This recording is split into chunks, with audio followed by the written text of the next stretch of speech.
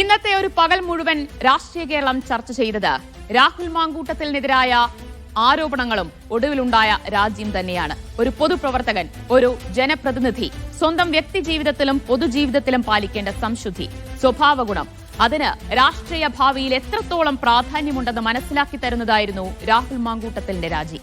ആരോപണങ്ങൾക്കും വിവാദങ്ങൾക്കും ഒടുവിൽ യൂത്ത് കോൺഗ്രസ് അധ്യക്ഷ സ്ഥാനത്തു നിന്ന് രാഹുൽ മാങ്കൂട്ടത്തിന് രാജിവെക്കേണ്ടി വന്നിരിക്കുന്നു. എന്താണ് ആ രാജിയിലേക്ക് നയിച്ച സാഹചര്യം? ഒന്നോ രണ്ടോ അല്ല, രാഹുലിനെതിരെ നിരവധി പരാതികൾ, ആരോപണങ്ങൾ സമൂഹ മാധ്യമങ്ങളിലും കോൺഗ്രസ് നേതൃത്വത്തിനു മുന്നിലും എത്തുകയായിരുന്നു. അശ്ലീല സന്ദേശങ്ങൾ അയച്ചെന്നും മോശം പെരുമാറ്റമുണ്ടായെന്നും ഒടുവിൽ നിർബന്ധിച്ച് അബോർഷൻ ചെയ്യിപ്പിച്ചു എന്നതടക്കമുള്ള ഗുരുതര ആരോപണങ്ങൾ. സോഷ്യൽ മീഡിയകളിലും മാധ്യമങ്ങളിലുമെല്ലാം ഇപ്പോൾ രാഹുൽ പലർക്കും അയച്ച അശ്ലീല സന്ദേശങ്ങളും ഓഡിയോ ക്ലിപ്പുമൊക്കെയാണ് പരക്കുന്നത്. അത്രയധികം രാഹുൽ മാങ്കൂട്ടത്തിൽ എന്ന രാഷ്ട്രീയ പ്രവർത്തകന്റെ പൊയ്മുഖം അഴിഞ്ഞു വീണിരിക്കുന്നു. പരാതികളിൽ കോൺഗ്രസ് ദേശീയ നേതൃത്വം ഇടപെട്ട് കടുത്ത നിലപാട് സ്വീകരിച്ചതോടെ രാഹുലിന് മുന്നിൽ മറ്റു വഴികളില്ലാതെ വന്നു. രാഹുലിനെ ഇത്രയും നാൾ പിന്തുണച്ച കേരളത്തിലെ മുതിർന്ന നേതാക്കളും കൈവിട്ടു. ഒടുവിൽ രാജിപ്രഖ്യാപനം. എന്നാൽ ഇത്രയൊക്കെ ഉണ്ടായിട്ടും പക്ഷെ ഒന്നും സംഭവിച്ചിട്ടില്ല എന്ന മട്ടിലാണ് രാഹുൽ ഉള്ളത്. താൻ തെറ്റൊന്നും ചെയ്തിട്ടില്ല എന്നും പുറത്തുവന്ന ചാറ്റും ഓഡിയോ ക്ലിപ്പുമൊക്കെ ഇക്കാലത്ത് ഉണ്ടാക്കിയെടുക്കാമല്ലോ എന്ന വാദവുമാണ് രാഹുലിന്. ഇന്നത്തെ ഡീ കോഡ് തുടങ്ങുന്നത് രാഹുൽ മാങ്കൂട്ടത്തിന്റെ ന്യായീകരണത്തിൽ നിന്ന് തന്നെയാണ്. ആ യുവനടി എൻ്റെ അടുത്ത സുഹൃത്താണ്. അവരെന്നെ പറ്റിയാണ് പറഞ്ഞതെന്ന് ഞാൻ വിചാരിക്കുന്നില്ല, വിശ്വസിക്കുന്നുമില്ല. അവർ എൻ്റെ പേര് പറഞ്ഞിട്ടില്ല എന്നാണ് ഞാൻ മനസ്സിലാക്കുന്നത്. ഞാൻ തെറ്റ് ചെയ്തിട്ടുണ്ടെങ്കിൽ ഇപ്പോഴും ഞാൻ പറയുന്നത് ഉത്തമമായ ബോധ്യം, രാജ്യത്തെ നിയമം പറയുന്ന ഏതെങ്കിലും ഒരു കാര്യത്തിനെതിരായിട്ട് നിയമവിരുദ്ധമായ ഒരു കാര്യം ഞാൻ ചെയ്തിട്ടില്ല, അത് ഉത്തമമായ ബോധ്യമാണ്. ഇനി അതിനപ്പുറം ആർക്കെങ്കിലും ആർഗ്യുമെന്റ് ഉണ്ടോ? ആ ആർഗ്യുമെന്റ് ഉള്ള ആളുകൾ പരാതിപ്പെട്ടാൽ ഞാൻ കോടതിയിൽ പോയി, ഈ രാജ്യത്ത് നീതിന്യായ സംവിധാനത്തിൽ പോയിട്ട് എൻ്റെ നിരപരാധിത്വം തെളിയിക്കാൻ പറ്റുമെന്നുള്ള ഉത്തമമായ ബോധ്യമുണ്ട്. യഥാബോധ്യമുണ്ട് എന്ന ഉറച്ച വാക്കുകളിലാണ് രാഹുലുള്ളത്. പക്ഷേ പൊതുജനത്തിനറിയാം എന്താണ് സംഭവിച്ചത് എന്ന്. എങ്ങനെയാണ് രാഹുലിനെതിരായ പരാതികളിൽ ഹൈക്കമാൻഡിന്റെ ഇടപെടൽ ഉണ്ടായത് എന്ന് നോക്കാം. ഡി ധനസുമോദ് വിശദീകരിക്കും. 24 മണിക്കൂറിനുള്ളിൽ തന്നെ രാഹുൽ മാങ്കൂട്ടത്തിന് എതിരായി ഹൈക്കമാൻഡിന് 9 പരാതികളാണ് എത്തിയത്. ഈ പരാതികളുടെ സ്വഭാവം അനുസരിച്ച് തന്നെ വളരെ ശക്തമായ നടപടികൾ രാഹുൽ മാങ്കൂട്ടത്തിനെതിരെ സ്വീകരിക്കാൻ തന്നെയാണ് ഹൈക്കമാൻഡ് തീരുമാനിച്ചത്. അങ്ങനെ ദേശീയ നേതൃത്വവുമായി, യൂത്ത് കോൺഗ്രസിന്റെ ദേശീയ നേതൃത്വവുമായി ഇക്കാര്യം കൃത്യമായി കമ്മ്യൂണിക്കേറ്റ് ചെയ്യുകയും ചെയ്തിരുന്നു. രാഹുൽ മാങ്കൂട്ടത്തിന് മുന്നിൽ ഇന്ന് രാവിലെ മുതൽ ഒരു പ്രധാനമായി 2 വഴികളായിരുന്നു ഉണ്ടായിരുന്നത്. ഇത് നമ്മൾ രാവിലെ മുതൽ തന്നെ റിപ്പോർട്ട് ചെയ്യുന്നതാണ്. ഒന്നുകിൽ രാഹുൽ മാങ്കൂട്ടത്തിൽ രാജിവെക്കുക, ഇല്ലെങ്കിൽ ദേശീയ നേതൃത്വം തന്നെ ഇടപെട്ട് അദ്ദേഹത്തിനെ പുറത്താക്കും. ഈ പുറത്താക്കുന്നതിനുമായി ബന്ധപ്പെട്ട് ചില സാങ്കേതിക പ്രശ്നങ്ങളുണ്ട്. കാര്യം നേരത്തെ മുൻ അധ്യക്ഷന്മാരായിട്ടുള്ള ഡീൻ കുര്യാക്കോസ് ആയാലും ഷാഫി പറമ്പിലായാലും അവർ അവരുടെ കാലാവധി കഴിഞ്ഞതിന് ശേഷവും വർഷങ്ങളോളം പിന്നീട് തൽസ്ഥാനത്ത് തന്നെ തുടരുകയായിരുന്നു. മാത്രമല്ല ഇവരിൽ നേരത്തെ മുൻ പ്രസിഡന്റുമാർ പലരും നോമിനേറ്റ് ചെയ്ത് പല ഗ്രൂപ്പ് സമവാക്യങ്ങളുടെ അടിസ്ഥാനത്തിലാണ് പലപ്പോഴും അധ്യക്ഷ സ്ഥാനത്ത് എത്തിയിരുന്നത്. പക്ഷേ രാഹുൽ മാങ്കൂട്ടത്തിലാണെങ്കിൽ വലിയ ശക്തമായ വോട്ടെടുപ്പ് നടത്തിയതിനു ശേഷമാണ് അദ്ദേഹം പ്രസിഡന്റായി തെരഞ്ഞെടുത്തത്. അതായത് 2,11,000 അംഗങ്ങൾ വോട്ട് ചെയ്യുകയും ചെയ്തിരുന്നു അദ്ദേഹത്തിന് അനുകൂലമായിട്ട്. അതുകൊണ്ട് സ്വാഭാവികമായും അദ്ദേഹത്തെ അങ്ങനെ സാധാരണ ഏതെങ്കിലും ഒരു പ്രസിഡന്റിനെ മാറ്റി എന്ന രീതിയിൽ ഒരു പത്രക്കുറിപ്പ് സഹിതം ഒരു AICC സംഘടനാ ജനറൽ സെക്രട്ടറി നീക്കം ചെയ്യുന്നത് പോലെ അദ്ദേഹത്തിന് നീക്കം ചെയ്യാൻ പറ്റില്ല. കാരണം ഇത് കോടതിയിൽ ചോദ്യം ചെയ്യാവുന്ന ഒരു പ്രക്രിയ കൂടിയാണ്.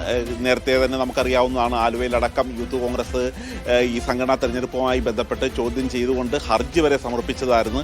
അതുകൊണ്ട് ഈ തരത്തിലുള്ള ഒരു കാലാവധി ഉള്ള ഒരു പ്രസിഡന്റിനെ നീക്കം ചെയ്യുമ്പോൾ അദ്ദേഹം സ്വമേധയാ രാജിവെച്ചിട്ടില്ലെങ്കിൽ എന്തുകൊണ്ടാണ് അദ്ദേഹത്തിന് നീക്കം ചെയ്യുന്നത് എന്നുള്ള കാര്യത്തിൽ ഒരു മതിയായ കാരണം കാണിക്കേണ്ടതുണ്ട്. അങ്ങനെയാണെങ്കിൽ അത് തേടി കഴിയുമ്പോൾ അത് നൽകേണ്ടത് 2 പേരാണ്. ഒന്ന് സംസ്ഥാനത്തെ പ്രതിപക്ഷ നേതാവും രണ്ടാമത്തെ ആൾ KPCC അധ്യക്ഷനും. ഈ തരത്തിൽ ഒരു KPCC അധ്യക്ഷനിൽ നിന്നും പ്രതിപക്ഷ നേതാവിൽ നിന്നും ഒരു ഇത്തരത്തിൽ റിപ്പോർട്ട് നേടി പുറത്താക്കുക എന്നുള്ളത് സംബന്ധിച്ച് അദ്ദേഹത്തെ സംബന്ധിച്ച് ഒരു രാഷ്ട്രീയ പ്രവർത്തകനെ സംബന്ധിച്ച് ഒരു ആത്മഹത്യാപരമായ നീക്കം തന്നെയായിരിക്കും, ഒരു രാഷ്ട്രീയ ഒരു വധം തന്നെയായിരിക്കും അദ്ദേഹത്തിന് ഒരു AICC വിധിക്കുന്നത്. അതുകൊണ്ടാണ് അദ്ദേഹത്തിന് ഒരു മര്യാദയോടുകൂടി സ്ഥാനമൊഴിയാനുള്ള ഒരു സാവകാശം നൽകിയത്. അതുകൊണ്ട് തന്നെ ഇന്ന് രാവിലെ 10 മണിയോടെ തന്നെ നമുക്ക് കൃത്യമായ വിവരം കിട്ടിയിരുന്നു. അദ്ദേഹം വൈകുന്നേരത്തിനുള്ളിൽ തന്നെ സ്ഥാനമൊഴിയാനുള്ള ഒരു രീതിയിലാണ് മുന്നോട്ട് പോകുന്നതെന്ന്. മാത്രമല്ല, ആദ്യം അദ്ദേഹത്തിനെതിരെ ഒരു ആരോപണം ഉണ്ടായെങ്കിൽ പോലും അതിന് കൃത്യമായ ഒരു പരാതിക്കാരില്ല, അതുകൊണ്ട് അത് മുന്നോട്ട് പോകില്ല എന്നുള്ളൊരു ആശ്വാസത്തിലായിരുന്നു ഇരുന്നത്. പക്ഷേ ഇത് പരാതിക്കാർ തന്നെ വരുന്നു, വീണ്ടും വീണ്ടും പുതിയ വെളിപ്പെടുത്തലുകൾ വരുന്നു. ഇതിനെക്കുറിച്ച് ഒരു മുതിർന്ന MP പറഞ്ഞത്, ഒരു കല്ലിൽ തട്ടി ഒരു തവണ വീഴാം, പക്ഷേ ഒരു കല്ലിൽ തട്ടി 2 തവണ വീണാൽ പിന്നെ അത് അംഗീകരിക്കാൻ കഴിയില്ല. അതുകൊണ്ട് ഈ സംസ്ഥാനത്തെ മുതിർന്ന MP-മാരടക്കം ഹൈക്കമാൻഡിനോട് ഇക്കാര്യത്തിൽ ഇയാളെ ഈ രാഹുൽ മാങ്കൂട്ടത്തിനെ നീക്കം ചെയ്യുന്ന കാര്യം പറഞ്ഞു. മാത്രമല്ല, മുതിർന്ന നേതാക്കന്മാരായിട്ടുള്ള രമേശ് ചെന്നിത്തല, VD സതീശൻ തുടങ്ങിയ പ്രതിപക്ഷ നേതാവ് VD സതീശനാണ് ഇതുവരെ അദ്ദേഹത്തിനൊരു സംരക്ഷ കവചം ഒരുക്കിയിരുന്നത്.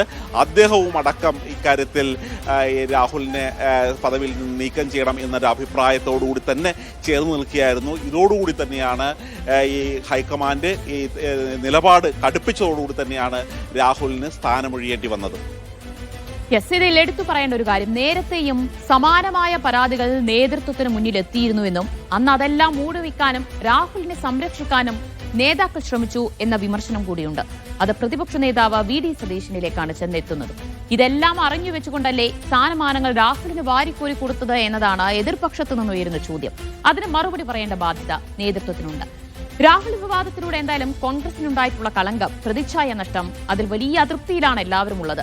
അത് പ്രതിപക്ഷ നേതാവ് VD സതീശന്റെ വാക്കുകളിലുമുണ്ട്. മുഖം നോക്കാതെ നടപടിയെടുക്കും. ആരായാലും, എത്ര വലിയ നേതാവായാലും ഒരു വിട്ടുവീഴ്ച അക്കാര്യത്തിൽ ഉണ്ടാവില്ല. അക്കാര്യത്തിൽ ഞാൻ തന്നെ മുൻകൈ എടുക്കും. തെറ്റായിട്ടുള്ളൊരു മെസ്സേജ് ഒരാൾ അയച്ചു എന്ന് മകളുടെ പോലെ കാണുന്ന ഒരു കുട്ടി വന്ന് പറഞ്ഞാൽ ഒരു പിതാവ് എന്ത് ചെയ്യും? അത് ഞാൻ ചെയ്തിട്ടുണ്ട്. പാർട്ടിയുടെ മുമ്പിൽ ഒരു റിട്ടനായിട്ടുള്ള പരാതിയും വന്നിട്ടില്ല. എന്നോട് വ്യക്തിപരമായിട്ട് ആരും പറഞ്ഞിട്ടില്ല. യുവനടിയും മാധ്യമപ്രവർത്തകയുമായ റിനി ആൻ ജോർജാണ് കോൺഗ്രസിലെ യുവ നേതാവിനെതിരെ തുറന്നുപറച്ചിൽ നടത്തിയത്. അത് പക്ഷേ പേര് വ്യക്തമാക്കാതെയായിരുന്നു. അതിന് അവർക്ക് പറയാൻ കുറേയേറെ കാരണങ്ങളുമുണ്ട്. രാഹുൽ രാജിവെച്ചതിന് ശേഷവും അവർ പേര് പറയാൻ തയ്യാറായിട്ടില്ല. യുവ നേതാവ് തന്റെ സുഹൃത്താണെന്നും ഇനിയെങ്കിലും സ്വയം നവീകരിക്കാൻ അദ്ദേഹം തയ്യാറാകട്ടെ എന്നുമാണ് നടിയുടെ പ്രതികരണം. വ്യക്തിപരമായി ആരെയും പേരെടുത്ത് പറയാനോ ഒരു പ്രസ്ഥാനത്തെ പേരെടുത്ത് പറയാനോ ഇപ്പോഴും ഉദ്ദേശിക്കുന്നില്ല. ആ രീതിയിൽ പോകാൻ ഉദ്ദേശിക്കുന്നില്ല. കാരണം എൻ്റെ യുദ്ധം എന്ന് പറയുന്ന ഒരു വ്യക്തിയോടുള്ളതല്ല, തെറ്റായ സമൂഹത്തിൽ നടക്കുന്ന തെറ്റായ പ്രവണതകളോടുള്ളതാണ്.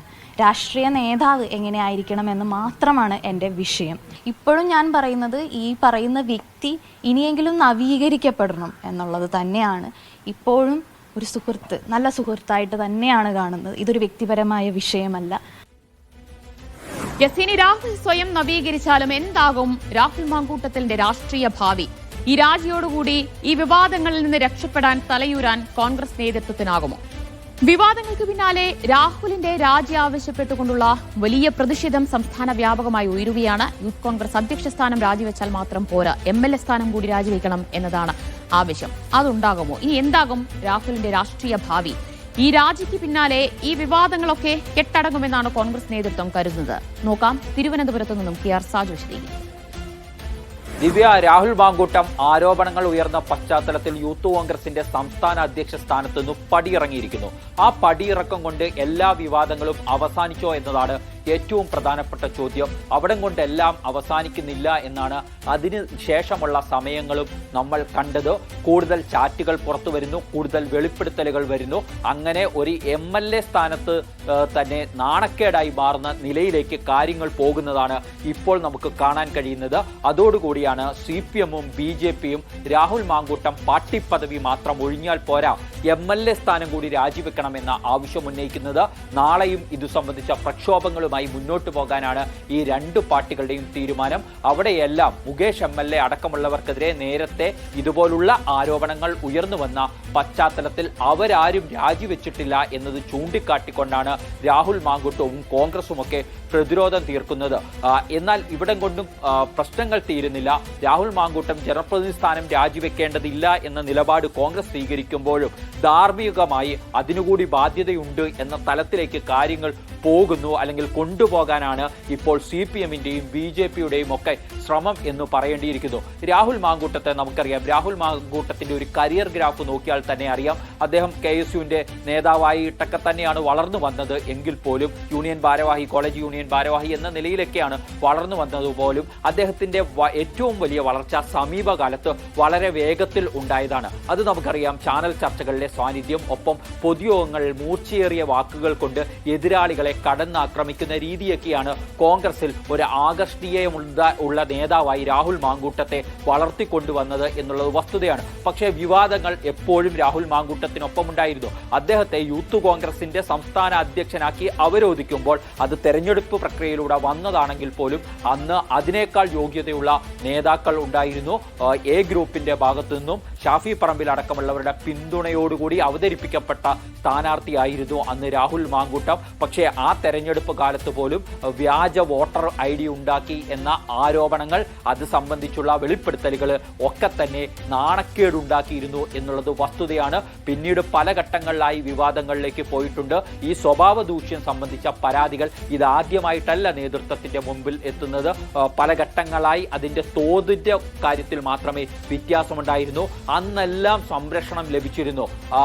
ഗ്രൂപ്പ് കൊണ്ട് എവിടെയാണ് എന്ന് ചോദിച്ചാൽ ഉമ്മൻചാണ്ടിയുടെ എ ഗ്രൂപ്പിന്റെ ഭാഗമായിരിക്കുമ്പോഴും കൂറ് KC വേണുഗോപാൽ വരെയുള്ളവരിലേക്ക് എത്തിയിരുന്നു എന്നതാണ് രാഹുൽ മാങ്കൂട്ടത്തിന്റെ കരിയറിലെ ഏറ്റവും പ്രധാനപ്പെട്ട കാര്യം എന്നുള്ളതും മറ്റൊരു വസ്തുതയാണ്. എല്ലാ പ്രതിസന്ധി ഘട്ടങ്ങളിലും ചേർത്ത് നിർത്തിയത് ഷാഫി പറമ്പിലായിരുന്നു. അതായത് ഷാഫി പറമ്പിൽ തന്റെ പിൻഗാമിയായി യൂത്ത് കോൺഗ്രസിന്റെ അധ്യക്ഷ സ്ഥാനത്തേക്ക് രാഹുൽ മാങ്കൂട്ടത്തെ നിർദ്ദേശിച്ചു കൊണ്ടുവരികയാണ് ഉണ്ടായിരുന്നത്. അതുപോലെ തന്നെ തനിക്ക് പകരം പാലക്കാട് സ്ഥാനാർത്ഥി രാഹുൽ മാങ്കൂട്ടം തന്നെ സ്ഥാനാർത്ഥിയാവണമെന്ന കർശനമായ നിലപാടെടുത്തതും ഷാഫി പറമ്പിലായിരുന്നു. ഈ ഘട്ടത്തിലൊക്കെ ഞാൻ നേരത്തെ സൂചിപ്പിച്ചതുപോലെ പലതരത്തിലുള്ള വിവാദങ്ങൾ കടന്നു വന്നിട്ടുണ്ട്. ഏറ്റവും അവസാനം അത് എത്തിച്ചേർന്ന വിവാദം നമ്മൾ കണ്ടതാണ്. യൂത്ത് കോൺഗ്രസിന്റെ സംഘടനാ തെരഞ്ഞെടുപ്പിനൊക്കെ ശേഷം അവസാനം വയനാടിലെ ഫണ്ട് പിരിവുമായി ബന്ധപ്പെട്ട് പോലും പാർട്ടിയിൽ വിവാദങ്ങൾ ഒക്കെ ഉണ്ടായി വന്നതാണ്. അകത്തുനിന്നും പുറത്തുനിന്നുമൊക്കെ വിമർശന ശരങ്ങൾ ഏറ്റുവാങ്ങേണ്ടി വന്നു. ആ ഘട്ടത്തിലൊക്കെ സംരക്ഷിച്ചു നിർത്തുന്ന സമീപനമായിരുന്നു ഷാഫി പറമ്പിൽ